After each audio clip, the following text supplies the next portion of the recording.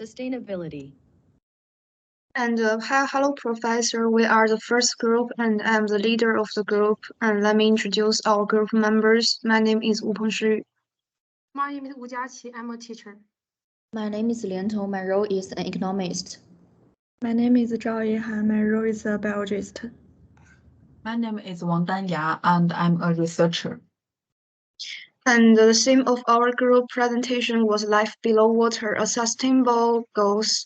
As we all know, underwater life provides many important biological resources for human beings, and these resources are conducive to ensuring human life and economic development.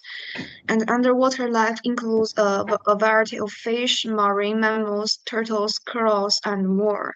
These organisms play a key role in marine ecosystem maintaining biodiversity. Goal 15 of the Sustainable Development Goals emphasizes the conservation and sustainable use of the oceans, seas, and marine resources to maintain marine biodiversity. And marine and underwater life provide important ecosystem services to the global economy and society, including fisheries, tourism, and drug discovery. SDG 14 aims to ensure the sustainability of these economic and social benefits.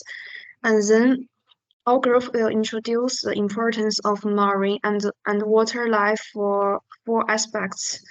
The first is protecting underwater life is important to slow down temperature changes.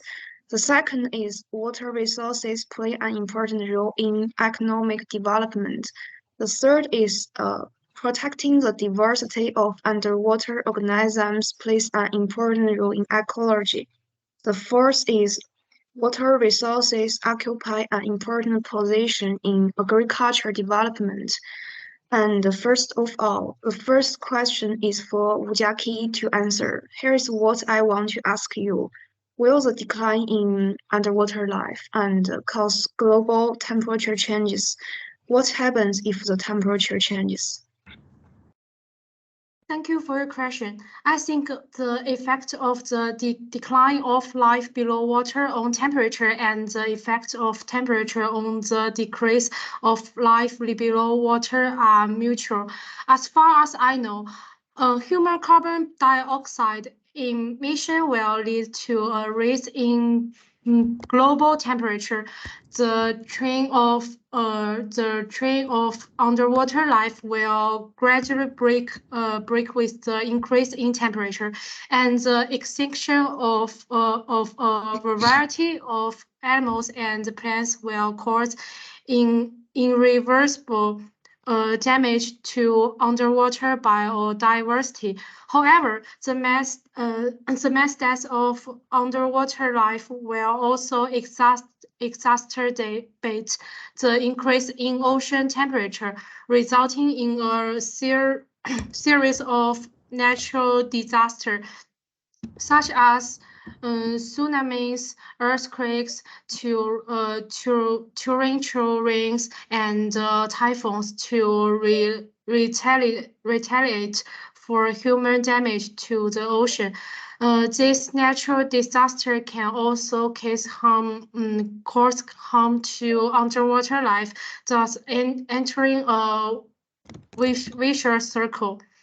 Another most intuitive aspect is that the glacial continents of the Arctic and Antarctic are melting due to the increase in temperature, and the polar bear, penguins, and other creatures on the glacial continents have suffered a decline in the quality of drinking water due to the melting of the glaciers and the pollution of the ocean, causing the glacier organisms to get sick, and a large number of animals may lose their lives, and the carcasses of animals fall into the sea, and even larger scale plagues can break out, and humans are not immune. The above is my view of the connection between temperature and marine life, but the ultimate source is the destruction of the ocean by humans. So I think humans should start by reducing carbon emissions so as to subtly change the global temperature and reduce the harm to the ocean. Thank you again for your question. The above are all my views on this issue. The task of human protection of the ocean is everyone's responsibility, and it needs to be adhered to for a long time. I call for low carbon travel to start. Control temperature, protect marine life. That's my opinion. That's all. I want to know what does your answer code comes from?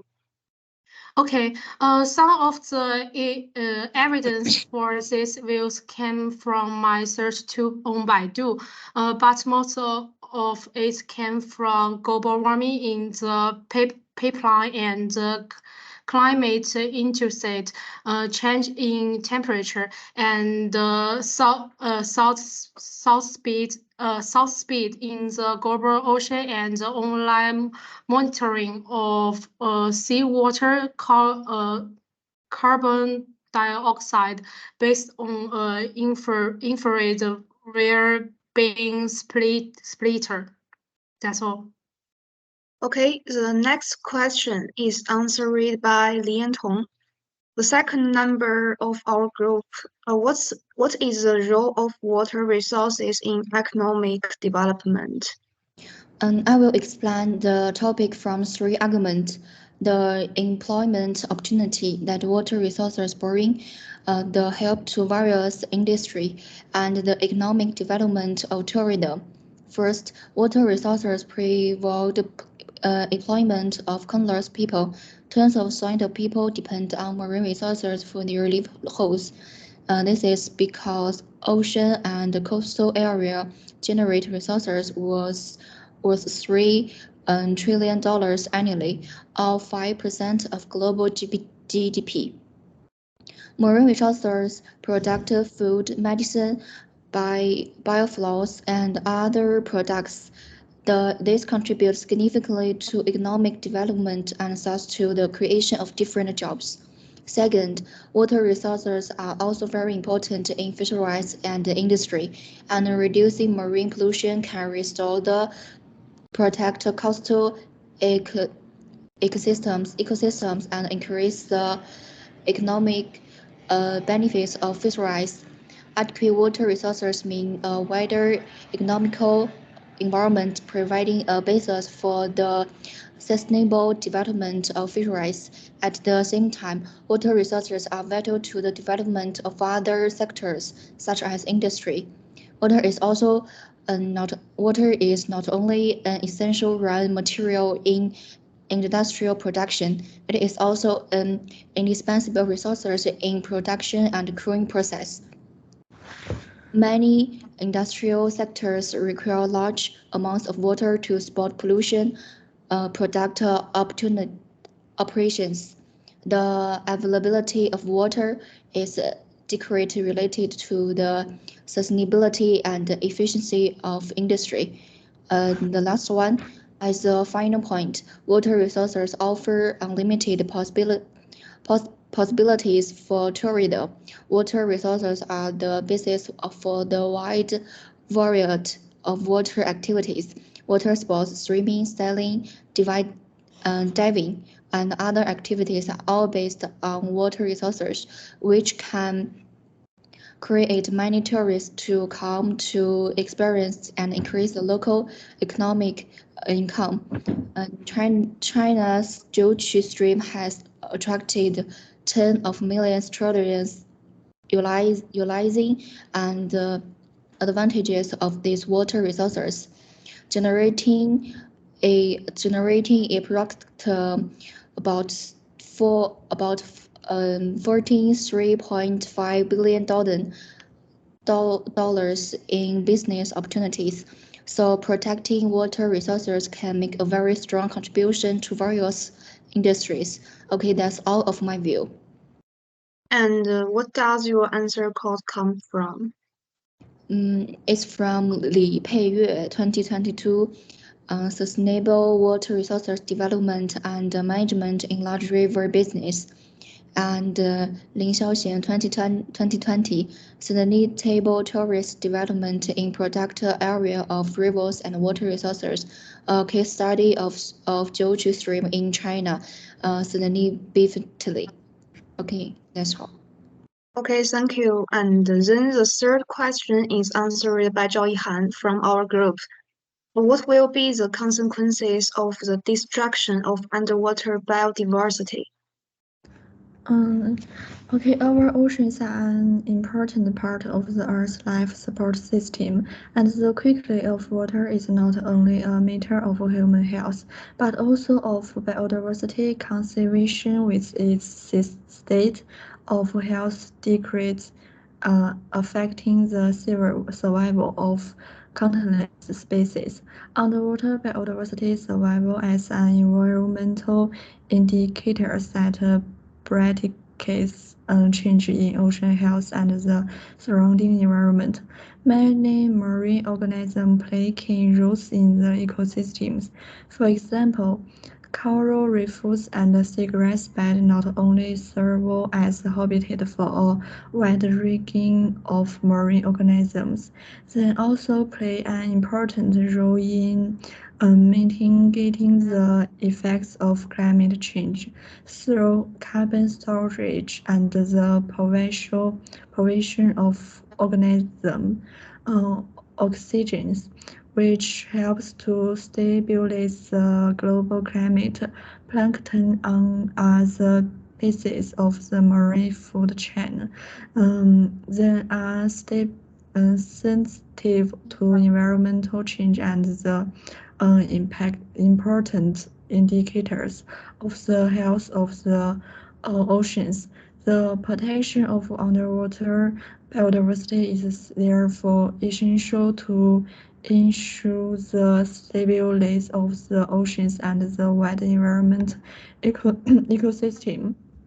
And underwater biodiversity provided by algae which a rich variety of objects to study various groups of organisms in marine and freshwater environments, including fish, coral, algae, and microorganisms from large ecosystems that provide valuable data for underwater biodiversity, evolution, and ecology. By studying change in species composition and abundance, scientists can detect and respond to the impacts of human activities, such as climate change, pollution, and habitat degradation. The last one is, for example, in recent years, serious marine pollution caused by human activities, especially plastic pollution and climate leakage, has posed a great threat to marine life. Many marine fish species will become extinct in the future, which not only affects the living environment of marine life, but also destroys biodiversity. This is because underwater biodiversity is corrode to maintaining the balance between marine and freshwater ecosystem.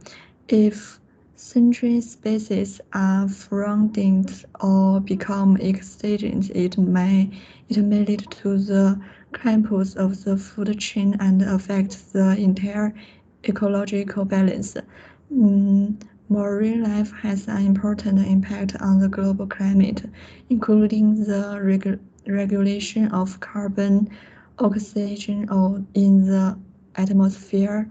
Loss of marine biodiversity could lead to increased climate change. That's all. Okay, what does your answer code come from? According to Sumena ecosystem-based study on the conservation pattern of marine biodiversity in Xiamen University. 2019 articles. Okay. The first question is answered by Wang Danya, the last member of our group, on how to make full use of water resources to develop agriculture.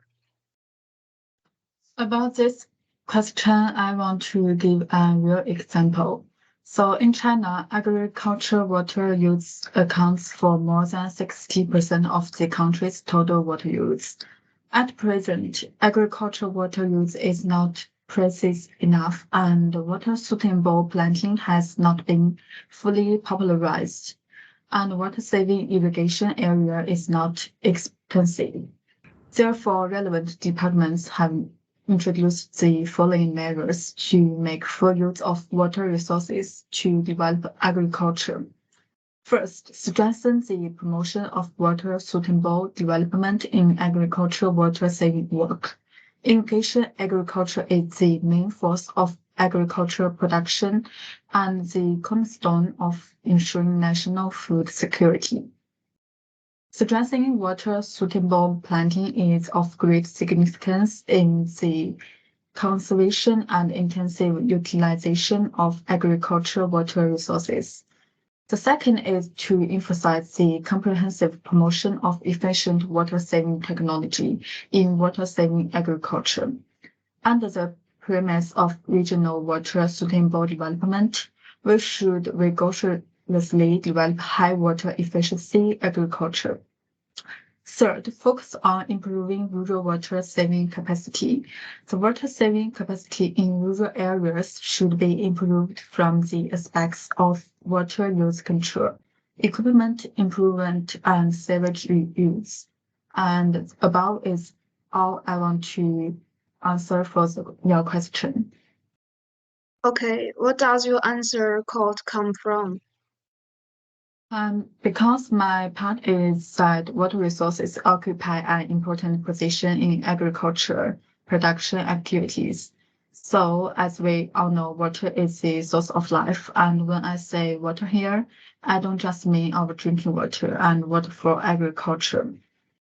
No water, no food. This is why agriculture is so under development in arid areas and why drought-tolerant plants have been developed. So I quote from Sun Haiyan, Liu Xuejun, Wang Jianjun in their paper, which was published in 2018. And the title of their paper is On the Effects of Spring Maize Varieties and Sowing Days on Yield and Water Use Efficiency in North China. Their paper strongly support my thesis. In their paper, they calculated the increase and decrease of corn yields under different amounts of precipitation and concluded that corn yields also increased in years with more precipitation. In short, corn yields are directly proportional to precipitation. So what I want to express is that we should pay more attention to the sustainable development of agricultural water use.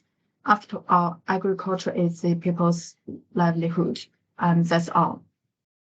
Okay, thank you for all my group members to explain their question. And underwater ecosystems are one of indispensable ecosystems on the Earth, and the protection of underwater life is an important part of sustainable development. And underwater life has an important impact on the Earth's climate, ecological balance, economy, and human life. The conservation and sustainable use of underwater resources is a shared global responsibility. And that is for our group discussion on the topic of life below water. Yeah, thank you.